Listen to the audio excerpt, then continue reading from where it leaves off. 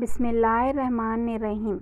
سیدنا عمر بن خطاب رضی اللہ عنہ سے مروی ہے، وہ کہتے ہیں ہم ایک دن اللہ کے نبی صلی اللہ علیہ وسلم کے پاس بیٹھے ہوئے تھے۔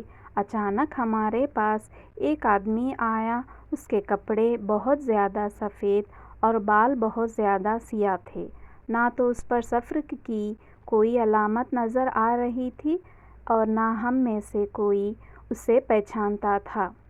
بہرحال وہ آیا اور نبی کریم صلی اللہ علیہ وسلم کے پاس اس طرح بیٹھ گیا کہ اپنے گھٹنے آپ صلی اللہ علیہ وسلم کے گھٹنوں کے ساتھ ملا دیے اور اپنے ہاتھ آپ صلی اللہ علیہ وسلم کی رانوں پر رکھ دیے اور کہا، اے محمد، مجھے اسلام کے بارے میں بتاؤ کہ اسلام کیا ہے؟ آپ صلی اللہ علیہ وسلم نے فرمایا، اسلام یہ ہے کہ تو گواہی دے کہ اللہ تعالیٰ ہی معبود برحق ہے اور حضرت محمد صلی اللہ علیہ وسلم اللہ کے رسول ہے، اور تو نماز قائم کرے، زکوٰۃ ادا کرے، رمضان کے روزے رکھے اور اگر طاقت ہو تو بیت اللہ کا حج کرے۔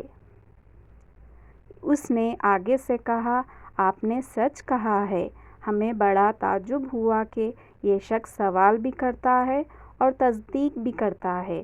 بہرحال اس نے پھر سوال کیا اور کہا، آپ مجھے ایمان کے بارے میں بتلائیے۔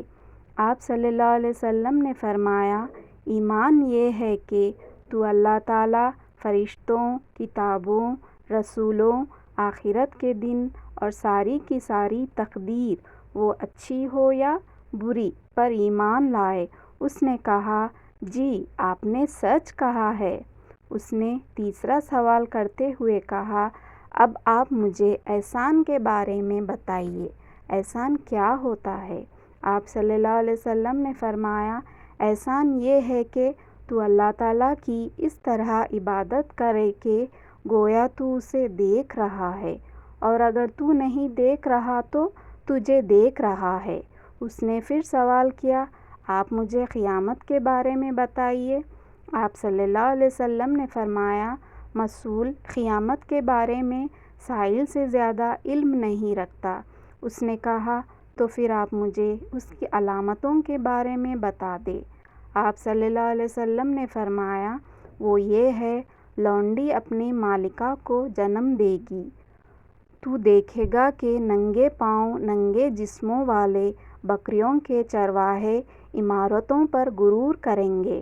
سیدنا عمر رضی اللہ عنہ کہتے ہیں، پھر وہ بندہ چلا گیا اور آپ صلی اللہ علیہ وسلم کچھ زمانے، ایک روایت کے مطابق 3 دنوں تک اس کے بارے میں خاموش رہے اور پھر مجھ سے فرمایا، عمر کیا تم جانتے ہو کہ یہ سائل کون تھا؟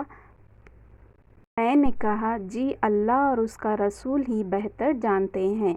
آپ صلی اللہ علیہ وسلم نے فرمایا، یہ حضرت جبرائیل علیہ السلام تھے، وہ تم لوگوں کو دین کی تعلیم دینے کے لیے آئے تھے۔